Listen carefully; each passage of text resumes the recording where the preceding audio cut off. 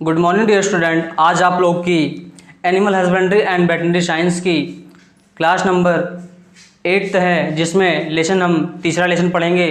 Lesson तीसरे में है management of goat and sheep, जिसमें हम बकरी पालन के लिए पहले बात करेंगे।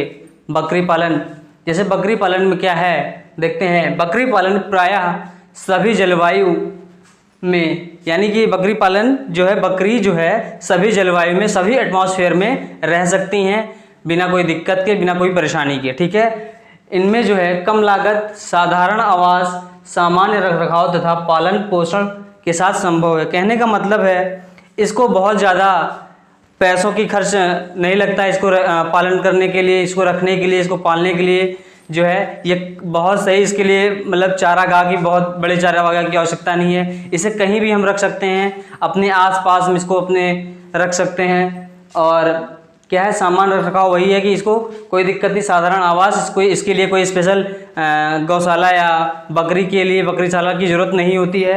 और इसको कम लागत में रखा जा सकता है, पाला जा सकता है। ठीक, इसीलिए बकरियों को गरीबों का गाय कहा जाता है। क्या कहा जाता है? इसलिए बकरी को निर्धनों का गाय कहा जाता है। निर्धन मतलब क्या होता है? निर्धन मतलब गरीब, ठीक, पुअर। ठीक है, क्लियर हुआ? चलिए, क्या कहा जाता है? गरीबों का गाय कहा जाता है। ठीक, अब क्या है, बकरी पालन मुख्य रूप से मांस तथा दूध उत्पादन के लिए किया जाता है। ठीक, मांस तथा दूध उत्पादन के लिए किया जाता है। किस लिए किया जाता है? मेनली दूध और मांस के लिए। ठीक है, अब जो है इसमें लिखा है बकरा 6 से 12 तथा बकरी 14 से 18 महीने में वयस्क हो जाती है। कहने का मतलब जो बकरी है वो 14 से 18 महीने में, और बकरा जो है आपका 6 से 12 महीने में वयस्क हो जाता है। अधिकतर बकरियां अक्टूबर नवंबर तथा मई जून में गाभिन होती हैं। यानी कि अक्टूबर नवंबर, और ये साल में 2 बार गाभिन होती हैं, यानी हीट पीरियड में आती हैं अपनी ऋतुमयी अवस्था में।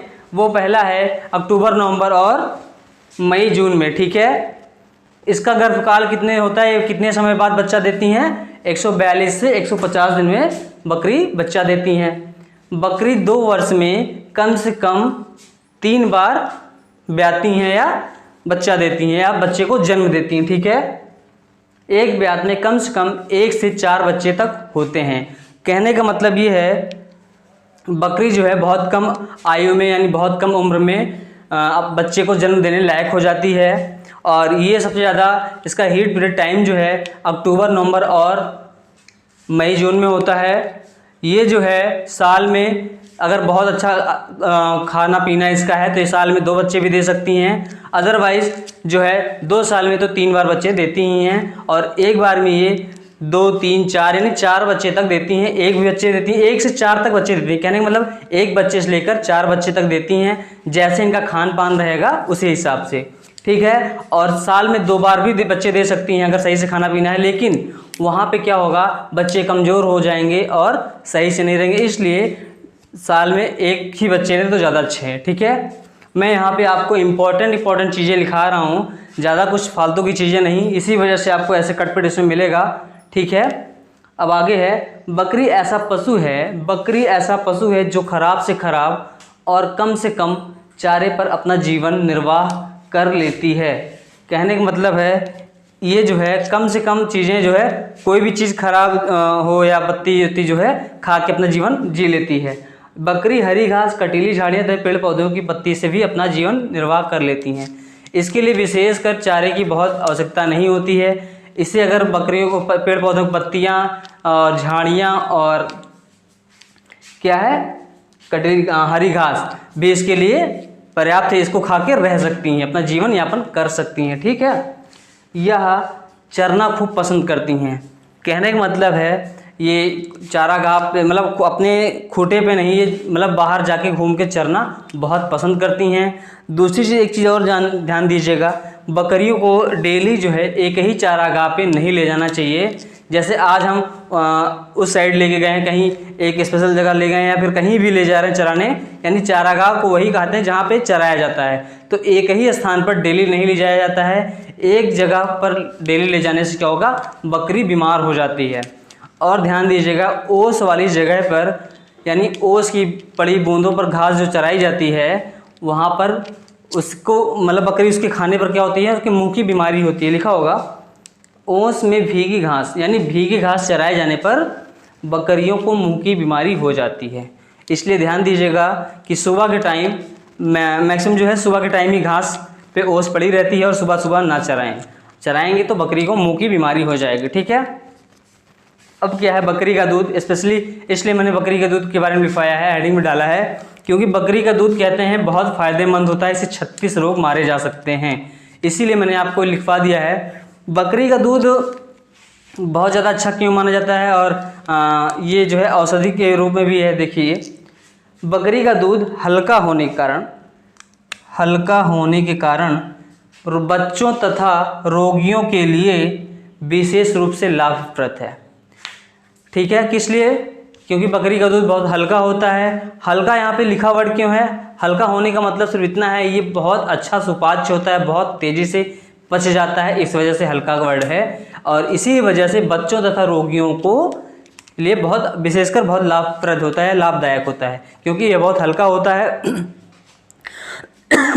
और आसानी से पच जाता है, डाइजेस्ट हो जाता है। बकरी के दूध में वसा गोलिकाएं छोटी छोटी होती हैं। वसा की जो गोलियां होती हैं छोटी छोटी होती हैं, जिसके कारण यह दूध अत्यंत यानी शीघ्र पच जाता है। मैंने आपको बताया कि यह शीघ्र पच जाता है। ठीक है, क्या होता है जिसके कारण यह दूध शीघ्र पच जाता है। बकरी के दूध में गाय की अपेक्षा कैल्शियम, फास्फोरस तथा क्लोरीन की मात्रा अधिक होती है। बकरी के दूध में गाय के कंपैरिजन कैल्शियम, फास्फोरस तथा क्लोरीन की मात्रा अधिक पाई जाती है। क्या क्या पाया जाता है, कैल्शियम, फास्फोरस, क्लोरीन की मात्रा अधिक होती है। इस प्रकार यह दूध अत्यंत गुणकारी हो जाता है। भाई कैल्शियम भी पाया जा रहा है, फास्फोरस भी पाया जा रहा है और क्लोरीन भी पाया जा रहा है, तो वो ताकत, अब कैल्शियम होगा तो हड्डी मजबूत होगी। ठीक है, ऐसे ही है। बकरी के दूध में एक विशेष प्रकार की दुर्गंध आती है। क्या आती है, दुर्गंध आती है। लोग कहते नहीं है कि जो है बकरी का दूध बहुत बदबूदार होता है, अच्छा नहीं होता है, उसको कौन पिएगा, लोग बचते हैं, भागते हैं। उसका रीज़न है, बकरी का दूध में जो दुर्गंध आती है उसका रीज़न सिर्फ इतना है, जो मेल होता है यानी बकरा होता है, उसके गर्दन की त्वचा पर जो है एक विशेष प्रकार का अम्ल पाया जाता है। उस अम्ल का नाम है कैप्रिक एसिड। कैप्रिक एसिड जो होता है उसी कारण दुर्गंध आती है। और ये इस एसिड को जो है दूध जो है अत्यंत यानी बहुत जल्दी सोख लेती है। ठीक है, इसी वजह से बकरियों के दूध में दुर्गंध आ जाती है। अब इस दुर्गंध ना आए, इसका क्या उपाय किया जाए? इसका उपाय यही है कि आप साफ सफाई रखिए और बकरी से कम 16 मीटर की दूरी पर रखा जाए। यानी जब हम दूध निकाल रहे हों, ठीक है, तब जरूर बकरी से कम 16 मीटर दूरी पर रखा जाए, तो इस दूध में दुर्गंध नहीं आएगी। ठीक है, देखते हैं क्या लिखा है। बकरी के दूध में एक विशेष प्रकार की दुर्गंध आती है। बकरे की गर्दन की त्वचा, मैंने बताया आपको, बकरे की गर्दन की त्वचा में कुछ ऐसी ग्रंथियां होती हैं जिससे कैप्रिक एसिड नामक दुर्गंध युक्त अम्ल निकलता है। कौन सा अम्ल निकलता है? कैप्रिक एसिड नामक अम्ल निकलता है। इस दुर्गंध को दूध अति शीघ्र ही सोख लेता है। क्या कर लेता है? सोख लेता है, जिससे उसमें दुर्गंध आ जाती है। ठीक है, क्या आ जाती है? दुर्गंध आ जाती है। अब दुर्गंध ना आए उसके लिए हम बताएं आपको, विशेषकर अच्छे से साफ सफाई रखें जहाँ पे बकरी का दूध निकालें, और जो है बकरी से जितना दूर हो सके उतना दूर रखें। कम से कम तो 16 मीटर तो दूर रखें ही रखें। ठीक है, ये हो गया बकरियों पालन में बकरी का दूध। अब देखते हैं इसके आगे क्या है। हाँ देखिए नेक्स्ट है बकरी गाय तथा मानव दूध का औसत संगठन। मैंने यहाँ पर बकरी के दूध में कितना फैट पाया जाता है, कितना प्रोटीन पाया जाता है, और मानव के दूध में और गाय के दूध में, वही मैं आपको एक सारणी द्वारा मैं समझाने का प्रयास करूँगा। देखिए यहाँ पर पहला है क्रम संख्या, दूसरा है संगठन पदार्थ। अब इसमें प्रतिशत संगठन को 3 भागों में डिवाइड किया गया है, जिसमें है गाय का दूध, मनुष्य का दूध और बकरी का दूध।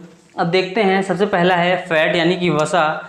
गाय के दूध में कितना वसा पाया जाता है यानी कितना फैट पाया जाता है, वो है 4.14%, और मानव के दूध में कितना वसा यानी फैट पाया जाता है वो है 3.75%, और गाय के दूध बकरी के दूध में कितना वसा पाया जाता है यानी फैट 4.25। यहाँ पर देखिए आप कि सबसे ज़्यादा फैट किसके दूध में पाया जा रहा है, बकरी के दूध में, मानव से भी ज़्यादा और गाय के दूध से भी ज़्यादा फैट बकरी के दूध में पाया जाता है। ठीक, अब दूसरा आता है प्रोटीन। अब प्रोटीन देखते हैं गाय के दूध में कितना प्रोटीन पाया जाता है 3.58, और मानव के दूध में 1.63, और बकरी के दूध में 3.52। यानी कि यहाँ पर प्रोटीन की बात करेंगे तो मानव और बकरी से ज़्यादा प्रोटीन गाय के दूध में पाया जाता है। और आप ध्यान दीजिए एक चीज़ यहाँ पर कि 3.58% प्रोटीन गाय के दूध में पाया जा रहा है, और बकरी के दूध में भी उससे कम नहीं है, थोड़ा सा है मेजर 3.52। ठीक, 3.52%। अब दुग्ध शर्करा यानी लैक्टोज कितना पाया जाता है गाय के दूध में, तो वो है 4.96, और मानव के दूध में 6.98, और बकरी के दूध में 4.27। यहाँ पर लैक्टोज जो है मानव में सबसे ज़्यादा मानव के दूध में पाया जाता है, वो भी 6.98 यानी 7 के समथिंग, 7% के समथिंग। और यहाँ पर गाय में लगभग 5% है, और बकरी में लगभग 4.5% है यहाँ पर। ठीक है, अब जैसे खनिज लवण की बात करते हैं तो गाय के दूध में खनिज लवण कितना पाया जाता है, तो 0.71%, और मानव के दूध में 0.21%, और बकरी के दूध में 0.86, यानी कि यहाँ पर खनिज लवण सबसे ज़्यादा बकरी के दूध में पाया जा रहा है। ठीक, अब देखते हैं जल। जल सबसे ज़्यादा किसके दूध में पाया जाता है, गाय के दूध में, गाय के दूध में 86.61, और मानव के दूध में 87.43, और बकरी के दूध में 87.10। ठीक है, लगभग सब में बराबर ही है, थोड़ा सा मानव में ज़्यादा है, उसके बाद बकरी में, उसके बाद गाय में। ठीक, तो ये साड़ी आप लिख लीजिएगा, अच्छे से समझ लीजिएगा, पढ़ लीजिएगा, बहुत काम का है ये। ठीक, एक चीज़ और ध्यान दीजिएगा आप, बकरी के दूध में ताकत क्यों होती है, क्योंकि वो इतना अच्छा चीज़ खाती है, मतलब बकरी एक प्रकार से शुद्ध शाकाहारी होती है। ये क्या खाती है, कितनी पौष्टिक आहार वाली चीज़ें खाती है, पेड़ पौधों, पत्तियाँ और घास, और जो भी खाती है बहुत ताकत वाली चीज़ खाती हैं। इसी वजह से इनमें इनके मांस में भी स्वादिष्ट होता है, इनका मांस भी बहुत पसंद किया जाता है। ठीक है, यही एक रीज़न है। अब देखते हैं खुर संरचना यानी हूफ ट्रेनिंग, यानी कि जो बकरियों के खुर होते हैं, खुर पैर में जो खुर होते हैं वो बहुत तेज़ी से बढ़ते हैं। क्या करते हैं, बहुत ज़्यादा तेज़ बढ़ते हैं। इसी वजह से उसको हर महीने काट देना चाहिए, अदरवाइज बकरियां बीमार और दूध दोनों भी प्रभावित करेंगे, यानी बहुत जल्दी बीमार होंगी और दूध भी कम देने लगेंगी। ठीक है, वैसे भी बकरी बहुत कम दूध देती है, बहुत ज़्यादा नहीं देती है। ठीक, लिखा है बकरियों के दूध नहीं होगा यहाँ भाई, गलत लिखा है, बकरियों के खुर बहुत जल्दी बढ़ते हैं, अतः प्रत्येक माह बकरियों के खुर बहुत जल्दी बढ़ते हैं, अतः प्रत्येक माह निश्चित समय पर खुरों को काट छांट कर सुव्यवस्थित करना चाहिए या करके रखना चाहिए, अन्यथा बकरियों का स्वास्थ्य तथा दुग्ध उत्पादन बुरी तरह प्रभावित होता है। क्या होता है, मतलब इनके जो है स्वास्थ्य पर भी जो है प्रभाव पड़ता है और दुग्ध उत्पादन पर भी। इसी वजह से इनका खुर जो है हर महीने एक डेट, मतलब महीने में एक टाइम फिक्स कर लीजिए कि हर महीने इतनी तारीख को या उतने वीक में या जो है खुर को काट के सुव्यवस्थित कर लेना है। ठीक, अब आती है इंडियन गोट ब्रीड्स, यानी कि भारतीय बकरियों की नस्ल। ठीक है, तो यहाँ पर 4 तरह की हैं, दुधारू नस्लें यानी मिल्क ब्रीड्स, दुकाजी नस्लें ड्यूल पर्पज नस्ल, मांस वाली यानी मीट ब्रीड्स, और ऊन वाली नस्लें। ठीक, वूल ब्रीड्स। तो अब हम इन ब्रीड्स के बारे में, यानी कि नस्लों के बारे में बात करते हैं। इसके आगे देखते हैं क्या है। देखिए नस्ल के बारे में हम आपको बता रहे थे। नस्ल में क्या है, 4 तरह की नस्लें मैं आपको बताए थे। भारतीय नस्ल की बकरियां पाई जाती हैं। पहली थी आपकी यानी कि दुधारू और दुकाजी और जो है मांस वाली और ऊन वाली। तो इसमें हम देखते हैं, पहले है दुधारू नस्ल यानी मिल्क ब्रीड्स। इसमें क्या है, कितनी बकरी पाई जाती हैं? पहला है बरबरी, दूसरी है सुरती, तीसरी है सिरोही, चौथी है मेहसाना।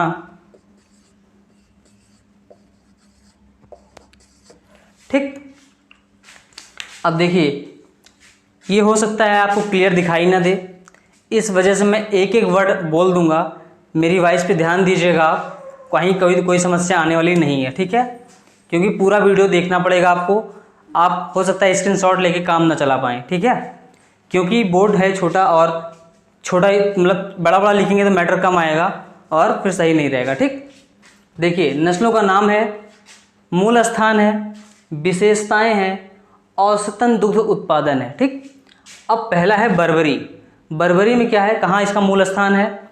आगरा, एटा, अलीगढ़, यूपी। यानी कि यूपी में इसका मूल स्थान है। ये ज़्यादातर अलीगढ़, आगरा और एटा में पाई जाती हैं। अब विशेषताएं क्या है, इनका पीछे का भाग आगे की अपेक्षा भारी होता है। यानी कि इनका पीछे का भाग आगे की अपेक्षा भारी होता है।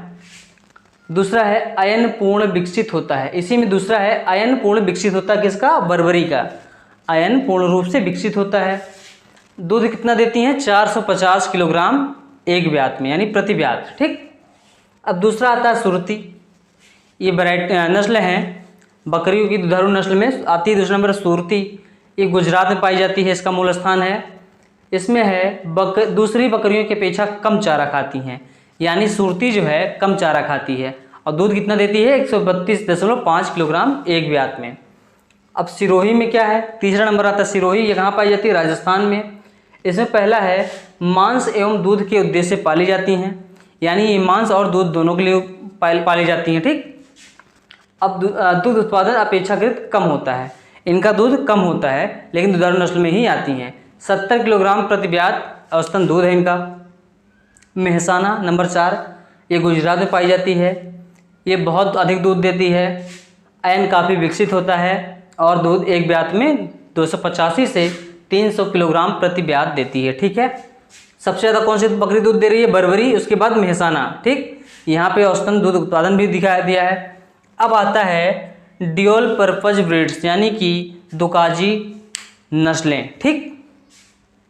अब देखते हैं इसमें क्या है। इसमें भी 4 हैं, जमुनापारी है, बीटल है, मालाबारी है, मारवाड़ी है, ठीक? अब जमुनापारी कहाँ की है? मूल स्थान इटावा है। इसकी विशेषता क्या है? दूध तथा मांस दोनों के उद्देश्य से पाली जाती है। दुकाजी का मतलब ही है कि वो दोनों उद्देश्य से पाली जा रही है, मांस और दूध दोनों के लिए, ठीक? वो दो उद्देश्य से पाली जाती है, यानी कि ड्यूल पर्पज ब्रीड्स, यानी कि ये 2 उद्देश्य के लिए पाली जाती है। तो ये जमुनापारी में क्या है, कौन कौन सा उद्देश्य है? दूध तथा मांस दोनों के लिए उत्तम होती है। सींग छोटे छोटे तथा चपटे होते हैं, ठीक? कहने का मतलब है जमुनापारी इटावा में मूल स्थान है। विशेषता इसका है दूध तथा मांस दोनों में उत्तम होती है, सींग छोटे छोटे तथा चपटे होते हैं। औसतन दूध उत्पादन 365 से 545 किलोग्राम प्रति ब्यात और इसमें वसा 5% पाई जाती है, ठीक? अब दूसरे नंबर पर है बीटल। बीटल कहाँ पे पाई जाती है? इसका मूल स्थान कहाँ है? गुरदासपुर यानी पंजाब में, ठीक? पंजाब हरियाणा बॉर्डर ये। अब इसमें क्या है विशेषता? एक बार में 1 या 2 बच्चे को जन्म देती है, ठीक? एक बार में 1 या 2 बच्चे को जन्म देती है। यहाँ पे मैंने दोबारा लिख दिया एक बार में,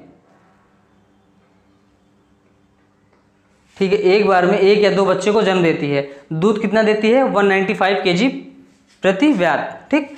अब मालाबारी है, ध्यान दीजिएगा, मालाबारी है। तीसरी वैरायटी का नाम क्या है? नस्ल का नाम क्या है ब्रीड्स का? मालाबारी। इसका मूल स्थान है उत्तरी मालाबार तथा कालीकट, ठीक? इसकी विशेषता क्या है? मांस के लिए विशेष उपयोगी है और इसके मांस से, खाल से चमड़ा भी वस्तु बनाने के उपयोग में लिया जाता है, ठीक? कौन सी बकरी है? मालाबारी। अब दूध कितना देती है? 1 लीटर प्रति ब्यात। मारवाड़ी, लास्ट है मारवाड़ी, राजस्थान में पाई जाती है, मूल स्थान है। इसकी विशेषता है दूध तथा मांस दोनों के लिए उत्तम है, और दूध जो है आधा किलो से 1 लीटर दूध देती है। क्लियर हुआ?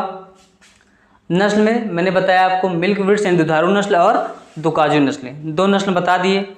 अब इसके आगे तीसरी नस्ल बताते हैं कौन सी है। देखिए, हम 2 तरह की ब्रीड्स पे बात कर चुके हैं। एक जो थी हमारी मिल्क ब्रीड्स थी, दूसरी थी ड्यूल पर्पज ब्रीड्स यानी कि दुधारू नस्ल और दुकाजी नस्लें के बारे में बात कर चुके हैं। अब आता है तीसरा नंबर, मीट ब्रीड्स यानी कि मांस वाली नस्लें। ठीक, तो मांस वाली नस्लें क्या है?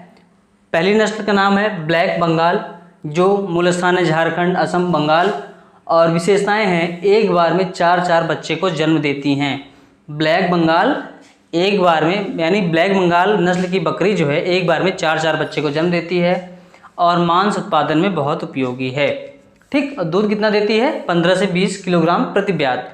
हाँ, एक चीज़ मैंने आपको गलत कराया है। दुकाजी नस्ल में मैंने एक चीज़ आपको बताया था, जो जो है वो जो मालावारी ब्रीड्स की बकरी थी यानी दुकाजी नस्ल में, मैंने आपको लिखाया है 0.5 से या 1 लीटर प्रति ब्यात लिखा है, लेकिन नहीं, वो 1 लीटर प्रतिदिन था। और मारवाड़ी में जो था 0.5 से 1 लीटर प्रतिदिन था। वहाँ पे प्रति ब्यात हटा के लीटर लिख लेना, दिन लिख लेना, क्योंकि जहाँ पर 1 लीटर की बात आएगी या 0.5 लीटर की बात आएगी वो दिन ही होगा, क्योंकि एक ब्यात में उससे इतना कम दूध कोई बकरी देगी नहीं। ठीक है, तो वहाँ दिन लिख लीजिएगा। मिस्टेक हो गया था लिखने में, मुझे अभी ध्यान आया कि हाँ वो गलत हो गया था, तो आप लोग लिख लीजिए। जैसे यहाँ पे मैंने 0.5 से 1.5 लीटर प्रतिदिन है, तो मैंने मारवाड़ी में और मालावारी में मैंने ब्यात लिख दिया है, वहाँ पे दिन की जगह ब्यात, वहाँ दिन लिख लीजिएगा आप लोग। ठीक है, नोट्स जब बनाइएगा तो मैंने ब्लैक बंगाल बताया, इसका नेटिव प्लेस है झारखंड, बंगाल और असम। ठीक है, और इनकी विशेषताएं हैं कि एक बार में 4 बच्चे देती हैं और ये मांस उत्पादन के लिए बहुत उपयोगी हैं, और ये दूध कितना देती हैं? 15 से 20 किलोग्राम प्रति ब्यात। ठीक, अब गद्दी है, ये भी जो है मांस वाली ब्रीड्स में आती, नस्ल में आती हैं। इसका मूल स्थान है जम्मू कश्मीर, और विशेषताएं हैं इनके जो बकरे होते हैं, मेल होते हैं, इनको पहाड़ों पर बोझा ढोलवाने का काम में लिया जाता है। ठीक, ये दूध 1.5 लीटर प्रतिदिन देती हैं और 1 किलोग्राम बाल भी 1 वर्ष में देती हैं। ठीक, अब आती हैं वूल ब्रीड्स यानी ऊन वाली नस्लें। बकरी में ऊन वाली नस्लें भी होती हैं, जो अमूमन ये सिर्फ जम्मू कश्मीर, ये क्या है?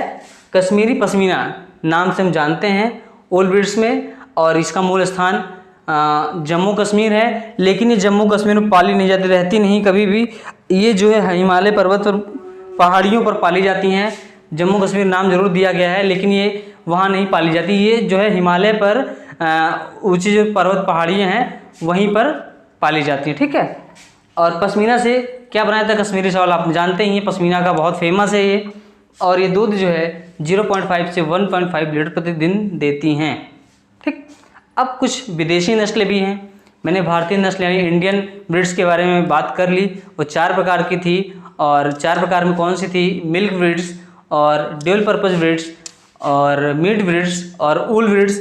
चारों मैंने पढ़ लिया, अच्छे से देख लिया, लिखवा दिया। अब आती हैं विदेशी बकरियों की नस्लें। इसमें कौन कौन सी हैं? एल्पाइन है, सानेन है, टोगिन वर्ग है, अंगोरा है। ठीक, अब जैसे एल्पाइन कहाँ मूल स्थान है? स्विट्जरलैंड है। इसमें विशेषताएं क्या हैं? मुख्य रूप से दूध उत्पादन के लिए उपयुक्त हैं। मुख्य रूप से दुग्ध उत्पादन के लिए उपयुक्त हैं। दूध कितना देती हैं? 3 से 4 लीटर प्रतिदिन देती हैं, यानी दूध बहुत ज़्यादा देती हैं। ठीक, अब सानेन क्या है? सानेन भी मूल स्थान स्विट्जरलैंड है। इनकी विशेषताएं क्या हैं? 2 विशेषताएं हैं। पहली विशेषता है नर व मादा दोनों में दाढ़ी पाई जाती हैं, और दूसरा पॉइंट क्या है? दूध की रानी कहा जाता है। अगर क्वेश्चन आए कि दूध की रानी किसे कहा जाता है, कौन सी नस्ल की बकरी को कहा जाता है, तो आप लिखेंगे सानेन। ये यूपी कैटेड ओटेड क्वेश्चन बहुत बार आ चुका है, तो आप ध्यान दीजिएगा। दूध की रानी कहा जाता है यानी किस ब्रीड्स की, यानी किस नस्ल की बकरी को, तो आप सानेन बताएंगे। ये विदेशी नस्ल है। ठीक है, और ये दूध भी 3 से 4 लीटर देती हैं। अब आता है नेक्स्ट टोगेन वर्ग। टोगेन वर्ग मूल स्थान स्विट्जरलैंड। और विशेषताएं क्या हैं इनकी, नर तथा मादा में सींग नहीं पाई जाती है, दूध 3 लीटर प्रतिदिन देती है। अब लास्ट आता है अंगोरा, ये शायद हो सकता दिखाई नहीं पड़ रहा हो सही से, नीचे पड़ा है अंगोरा। मूल स्थान चीन अथवा मध्य एशिया, बोल दे रहा हूँ लिख लीजिएगा, चीन तथा मध्य एशिया अथवा मध्य एशिया, दो में से एक जगह पाई जाती है। विशेषताएं हैं इनकी 2, इनका रंग सफ़ेद कलर के होते हैं ये, और बालों को यानी जो इनमें बाल पाया जाता है उसे क्या कहा जाता है, मोहेयर। और इनका जो है मोहेयर उत्पादन जो है इनका 1.5 किलोग्राम प्रतिवर्ष, यानी मोहेयर उत्पादन 1.5 किलोग्राम प्रतिवर्ष होता है। ठीक, तो हमारा जो है बकरी पालन यहीं पे समाप्त हो जाता है। अब नेक्स्ट आता है भेड़ पालन। भेड़ पालन बाद में पढ़ेंगे, आज दिन सिर्फ इतना पढ़ते हैं, बहुत है। ठीक है, आज दिन सिर्फ इतना ही। Thank you class, next class में मिलेंगे हम भेड़ पालन में, जो भी होगा देखेंगे। आज के दिन इतना, थैंक यू क्लास।